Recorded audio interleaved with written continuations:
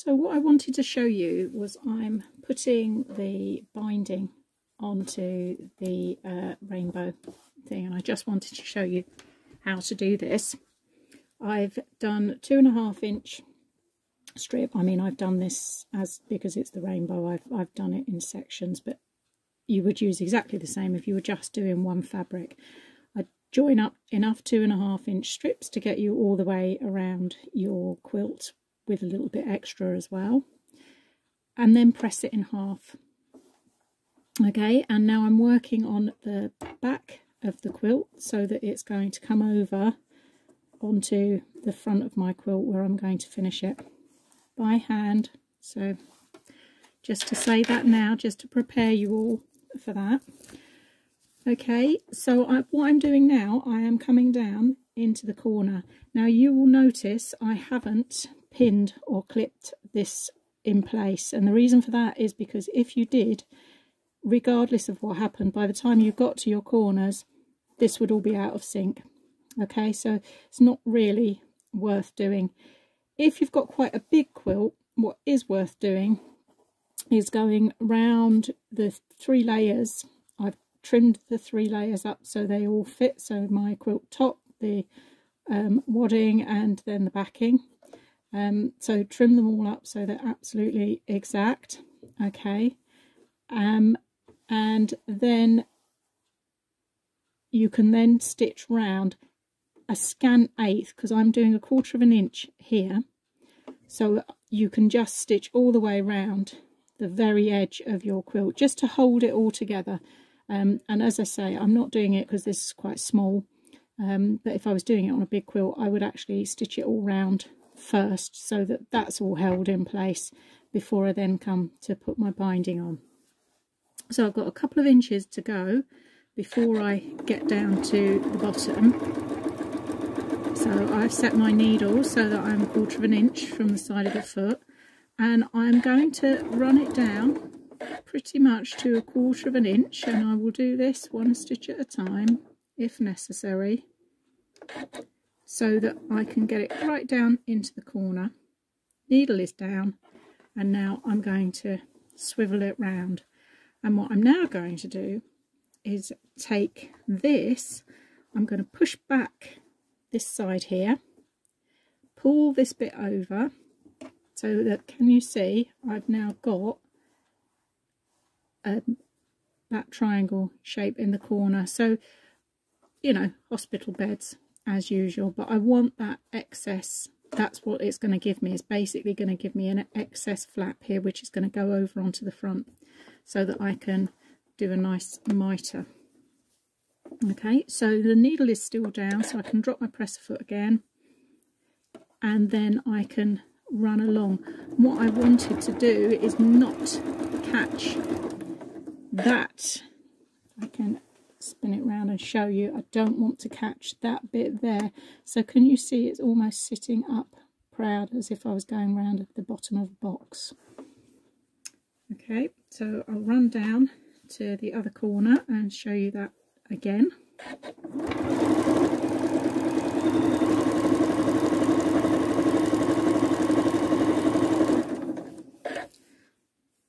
Oh, I can show you as well on this corner what I've done.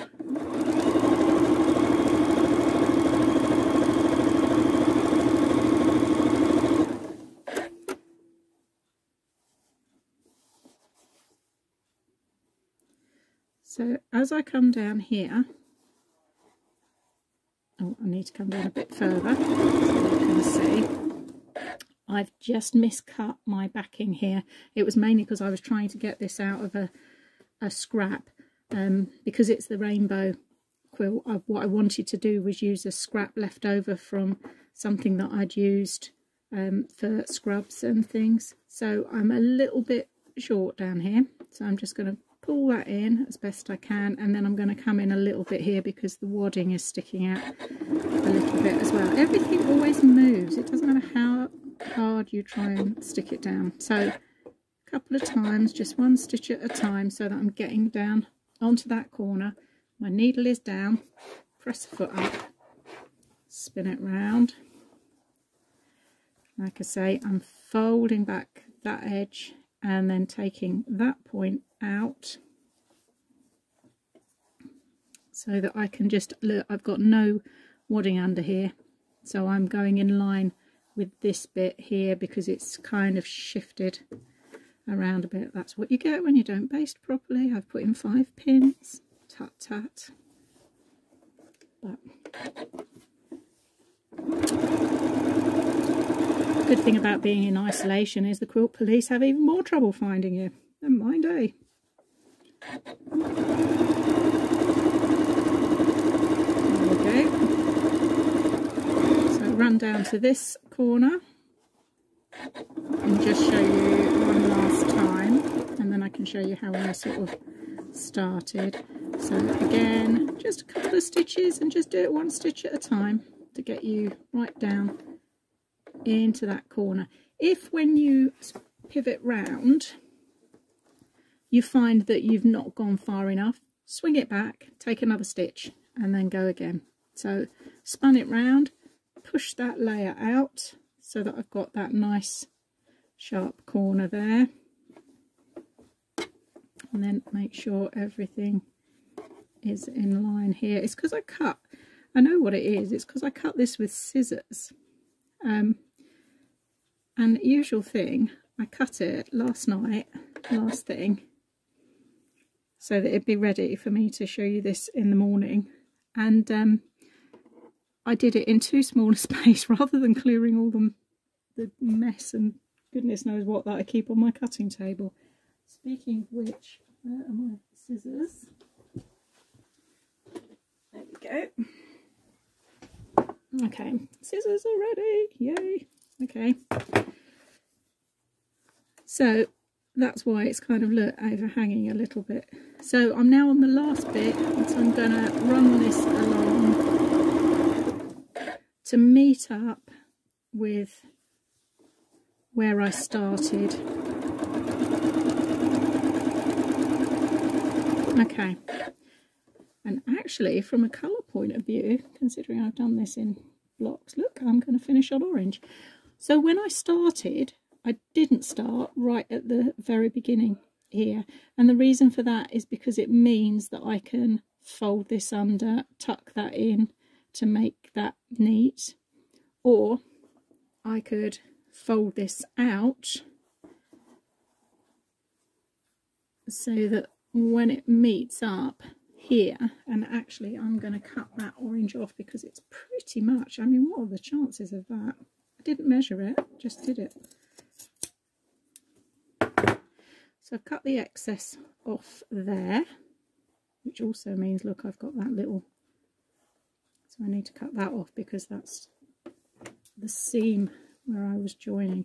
This is quite a good way if you're finishing up a quilt that you've been doing out of fat quarters or scraps. This is quite a nice way of doing it, because by that stage you might not have a long enough length to cut lots and lots of strips, but you can piece them together and you can do it in quite random amounts as well. These were jelly roll strips, so they're all 2.5 inches, but what I did was I actually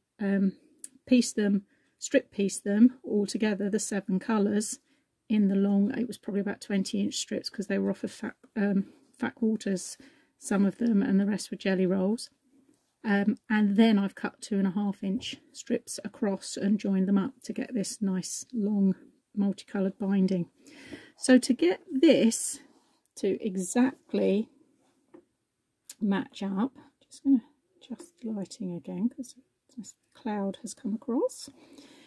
Highly appropriate considering what I'm making. I can see here, this is where I want them to join. So what I'm going to do is I'm going to fold one way and do a little, my very favourite, run your nail across it, so that what I've got is a little line to show me where to fold that up. And I'm going to do exactly the same the other way. I'm sure there's a fabulous way of doing this by measuring it and doing all sorts, but this always works for me. So I know some people, when they're doing this, actually put a little piece, have I got any? Yes, I have. We'll actually put a little piece of ribbon, for example, here, so that you can literally just butt those up, and then when you come over, the ribbon comes over to make that start. And if you've got you know, some nice homemade with love or something like that ribbon for that, then that's quite a nice way of doing it. But I wanted to show you this way as well. So I've got that little crease there, so that is going to tell me exactly where to sew here. So I can cut my thread there, and then I've left myself not very much space to do this. So if you sort of stop way before, you'll probably find this a bit easier. And I'm just going to, what I'm doing here, come back out, you'll see. Oh gosh, the light is terrible, isn't it? There you go. So I've just put in a couple of pins on that folded line. Okay, so if I stretch that out and show you, you can see that's where I'm going to sew across. So like I say, if this is really tricky to get to, then all you need to do is go in with your seam ripper, which if you don't have it handy, you can use a very wobbly craft knife.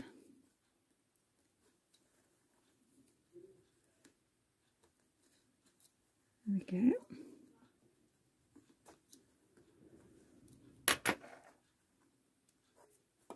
So that's just given me a little bit more room to play with here. Like I say, you can just fold it up and under, and that will give you the same result. I'm going to take that pin out because I don't need that. Once I start sewing, I can reorganise myself. There we go.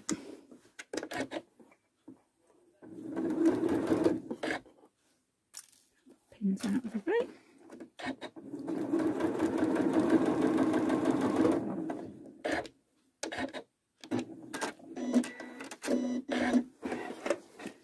So that, look, when, cut that one.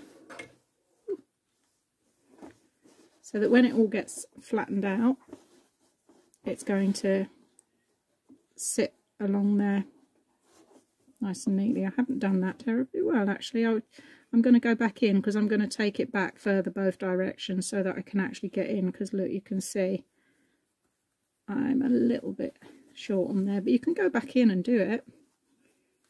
I always think sometimes on these videos, I like to think that by making the occasional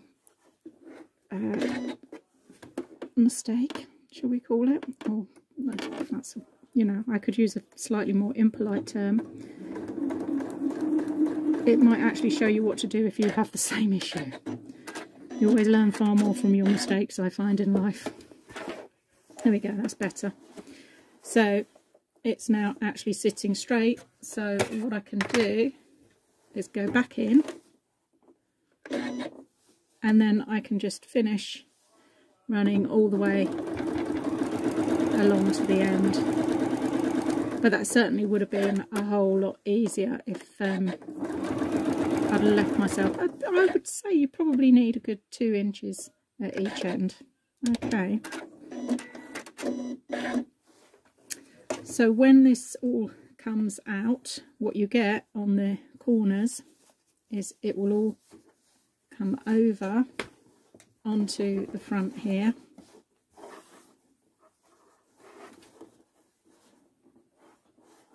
And as you come up into this corner, I'm hoping you can see this. Let me go back under here and come in.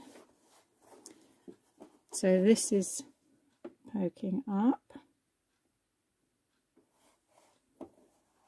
slightly, tuck that under, and then you can bring that corner across. If I pin it, and that'll hold it rather than my fingers, because they're just getting in the way here, my big fat fingers. Apologies for the nail varnish today as well. Need to get on it, honestly. I don't need to brush my hair or put on makeup, but I should really get my nail varnish done, shouldn't I? Okay, so there you go. That is your mitre in the corner. And I am a great fan of finishing this now by hand, because I don't want a stitch on this side to show a machine stitch. Okay, so what I will do is just go in with my little invisible stitch to hold that binding over. And what it also does, I find, is if you do that rather than a machine stitch, you end up with a slightly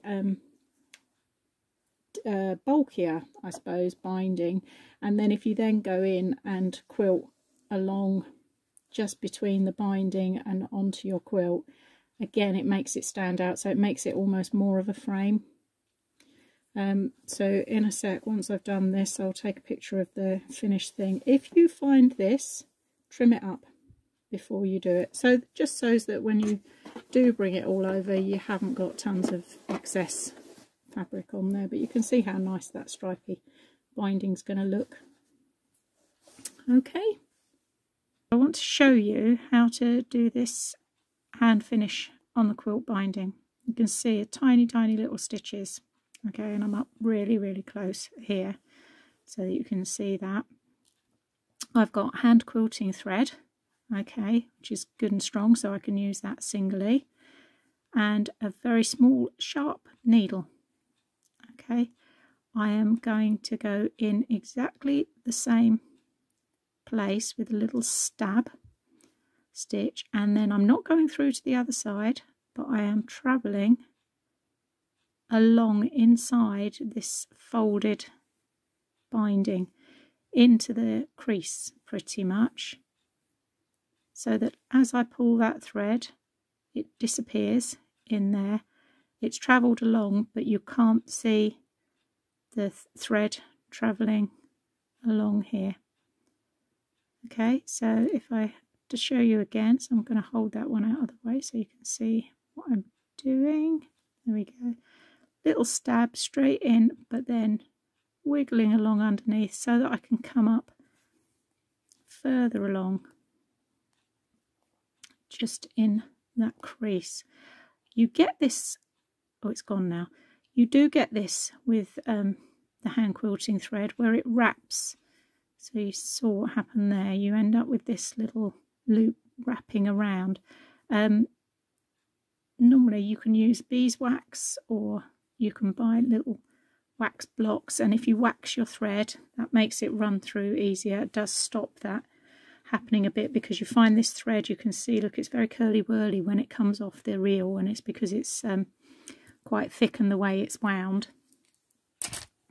But it probably won't happen again, because what I need is for it to happen so I can show you what to do about it. It's happened once, so it might happen this time. Take another little stitch. If you do get a little loop, generally speaking, if, let's pretend we've got one, so say there's a loop like this and it's caught in your thread and it looks like it's knotted, but very often if you just put your needle in the loop and then just pull it, the loop will just feed out, and then you can go in the underneath and do that, and it will just pull that, because it's not a knot, it's just wrapped around itself. Take a few more stitches, but like I say, how can I get this to happen? Oh, hang on, there we go. Perfect. There we go. So you can see, look what's going on there. So try not to pull it tighter, just get your needle in there so that you can just pull it out of the way.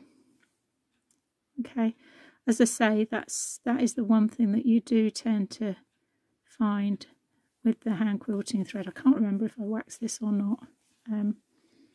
Possibly not. Where is my wax? There it is, I can show you. So there's my wax. I've just dropped the top of it as usual. And you literally just, right, it's got another bit to it that fits on normally, and I'm forever knocking it off. And you just run your thread through. Like I say, beeswax is really nice, and it always smells nice as well.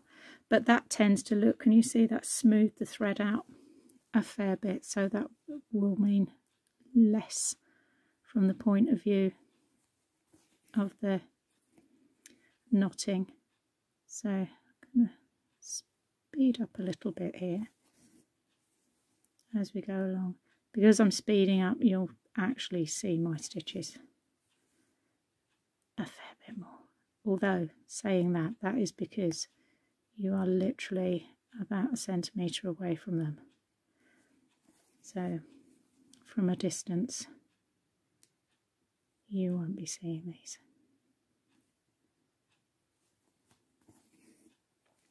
The reason for the hand finish is that if I were to do it on the machine, I would end up with a row of stitching around here, which is fine.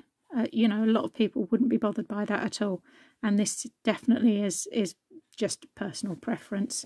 I almost see it as a kind of a ceremonial finishing off, especially on a big project or something. If it's been going for quite a time, then I absolutely love sitting there finishing the quilt by hand, and that's like the final part of it. Okay, so when you get to the end and you want to finish off, the starting off is the same, that I would do 3 little stitches. I'd just get that out of the way underneath to start, to anchor my thread, and then when it comes to finishing off, I would do the similar thing to when you're doing your hand quilting, of just the 3 around, almost like a French knot that you can slide in underneath, wriggle around in the wadding, and then pull it through. Okay.